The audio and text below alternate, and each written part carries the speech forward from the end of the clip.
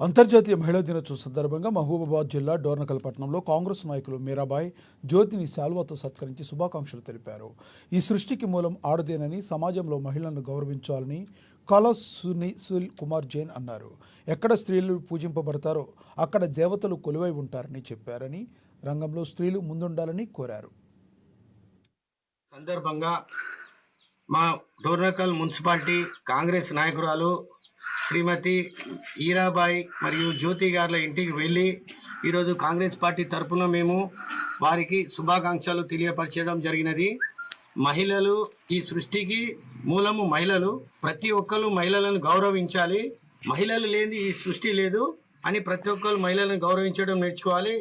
అదే సందర్భంగా తిరిగి ఒకసారి మా కాంగ్రెస్ నాయకురాలు ఈరాబాయి గారికి మహిళా దినోత్సవ శుభాకాంక్షలు తెలియపరుస్తున్నాము.